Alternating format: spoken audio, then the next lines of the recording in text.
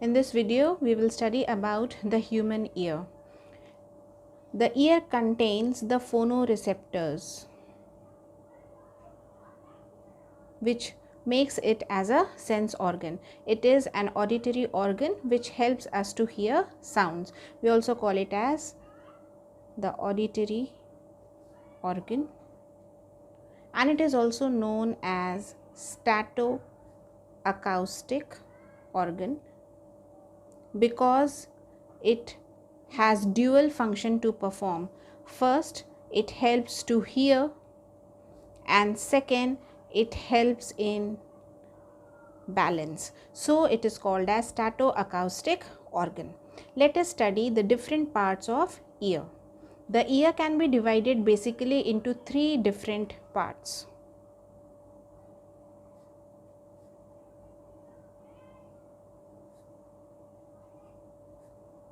First, the outer ear, also known as the external ear. Second, the middle ear. And third, the internal ear. The external ear has pinna, which is a cartilaginous flap-like structure which is funnel shaped, which leads to the auditory canal, and this canal ends in the eardrum. The eardrum is also known as tympanum. The middle ear is divided into three bony structures: malleus, incus, and stapes. These are together called as bony ossicles. The malleus is also known as hammer.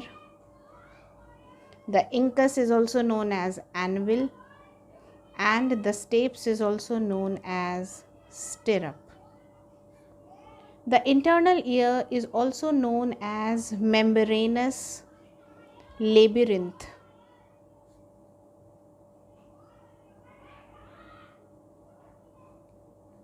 Which is divided into cochlea,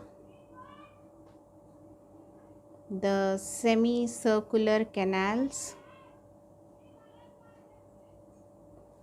and vestibule. The vestibule is further divided into two parts: utriculus and sacculus. So these are two small bony structures which comprise together one vestibule. So these are the parts which I am going to deal in detail with the help of a diagram.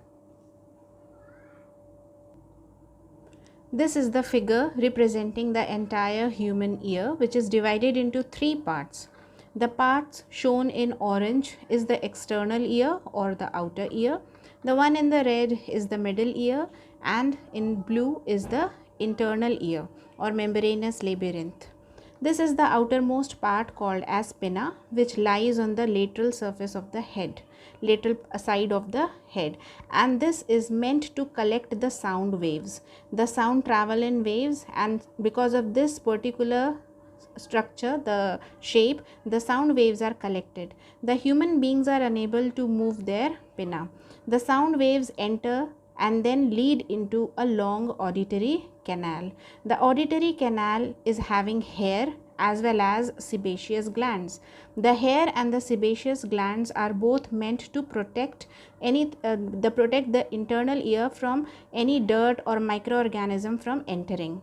The hair forms a mesh-like structure, and the sebaceous glands produce a sticky substance called as sebum, and in this case it is called as cerumen, which keeps on sticking to the walls of the auditory canal, and if any dirt or any microorganism enters, it sticks to the sebum. Thus it is not permitted to move inside. The outer ear ends in tympanum. The tympanum is commonly called as eardrum. This is a membranous structure which is almost of the diameter of a pencil. When the sound waves enter through the auditory canal, it strikes against the tympanum and this converts it into vibrations. Further, the vibrations are increased in the middle ear. The middle ear is shown in red. It doesn't have much, only the bony ossicles and a small tube called as eustachian tube. The bony ossicles are called as ear ossicles. These are 3 in number. These are shown in white. The first one is malleus, the second one is incus, and the third one is stirrup. Stirrup is the smallest bone of the 206 bones found in the human body. The hammer or the malleus is connected to the walls of the outer ear. This is in connection, and so the vibrations are shifted to malleus, and the vibration from malleus is shifted to incus and then to stirrup. They are not tightly adhered to each other, otherwise the vibrations would not be that much. There is some space in between and therefore the vibrations easily transfer from one to another. The entire cavity is air filled. Nothing is present except the 3 bony ossicles, and there is a particular canal called as eustachian tube which leads to the throat, which is also known as pharynx. This eustachian tube actually helps in equalizing the excess air pressure. If there is a lot of wind or the air pressure is very high, this comes out from the eustachian tube into the pharynx region, and thus the excessive atmospheric pressure or air pressure does not go into the internal ear and does not hamper the sound processing system. So this is what is present in the middle ear. The last bone, which is the stirrup, actually is in communication with the internal ear by a small window called as oval window. The oval window is scientifically called as fenestra ovalis. This oval window and stirrup are in connection. There is one more window which is called as round window. The round window is meant for the connection between the middle ear and the internal ear. The round window is known as fenestra rotunda. So there are 2 windows, the oval window which is communicating with the stirrup and the round window which is communicating the entire internal ear with the middle ear. The internal ear now. The internal ear has 3 semicircular canals. These are all in right angles to each other. The 3 semicircular canals are at right angles to each other. One is horizontal and 2 are vertical. This is very much similar to the vertex of a square, which the 3 sides are all at 90 degrees to each other. This is the spirally coiled structure called as cochlea, 2.5 coiled structure, and this cochlea and semicircular canals are connected by vestibule. Vestibule has 2 parts, one is utriculus and the other one is sacculus. The ends of the semicircular canals are swollen and these are called as ampulla. So inside the cochlea, the hearing apparatus is present, from which these nerves you can see is known as the auditory nerve arising, and also from the ampulla region it is arising, and together it comprises of the auditory nerve. This is a sensory nerve. Since the ear is a sense organ, the nerve which is arising is a sensory nerve which will go to the brain. So auditory nerve arises from the cochlea and the ampulla region of the semicircular canals. Now I am drawing the cross section of cochlea. This is one of the cross sections of the 2.5 spirally coiled cochlea. Now this is the rounded structure. This is like the entire structure is like this, and if you cut open one of the parts, it would reveal this structure. Now there are 3 rooms as you can see. Each is called as a scale. The one above is called as scala vestibuli. The middle one is called as scala media,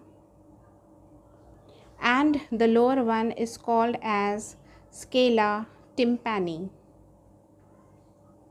The 3 chambers are so formed because of the membranes. This membrane is called as Reissner's membrane, named after the scientist. So the Reissner's membrane divides the scala vestibuli and scala media. The lower membrane is called as basilar membrane. The basilar membrane divides scala media and scala tympani. The scala vestibuli and scala tympani are filled up with a liquid called as perilymph. Here the liquid perilymph is filled in, while in scala media the fluid found is known as endolymph. So endolymph is filled over here. In scala media there is a membrane which is coiled in this manner and is known as tectorial membrane. The tectorial membrane has the alignment of all the neurons. These are all the cytons and then their axons, and the last part the terminal endings. In this way they arise, and here comes the auditory nerve out. The arrangement of all these neurons together forms the organ of Corti. The organ of Corti is also known as hearing apparatus.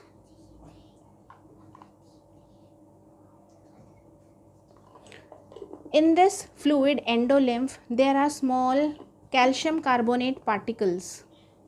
These calcium carbonate particles are called as otoliths.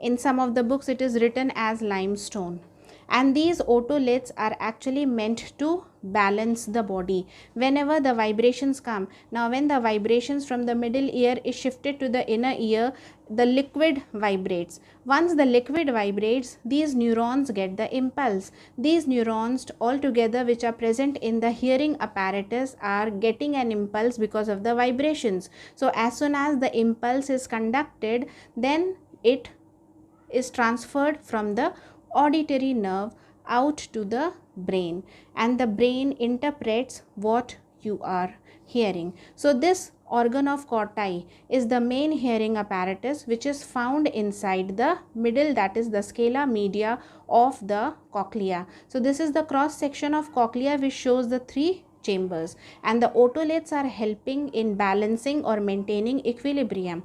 When the person is moving in one direction or bending in one direction, if suppose the person is bending in this direction, all the otoliths concentrate in the opposite direction or in the direction which is just the reverse of that particular direction in which the person is moving. So the otoliths are helping in maintaining dynamic equilibrium. The equilibrium can be either static or dynamic. Static equilibrium is that in which the person is not moving, he is simply standing and is balancing the body. But when you are in motion, the equilibrium to be maintained is known as dynamic equilibrium. So otoliths are helping in dynamic equilibrium. Apart from cochlea, there are semicircular canals. Now I am drawing just one canal. If this is the canal, the ends are usually swollen. This swollen end is called as ampulla. The ampulla is filled up with neurons. These neurons specifically here are called as cristae. So the cristae are also carrying the auditory, they make the auditory nerve, and from the ampulla of the semicircular canals the auditory nerve arises and joins the auditory nerve which is coming out from the hearing apparatus. The cochlea and the semicircular canals are connected by the vestibule. This is a bony apparatus made up of sacculus and utriculus. So this is all about the structure and function of ear. If you have any doubts, you may ask me in the comment section and look at the questions that are given in the description box. Thank you.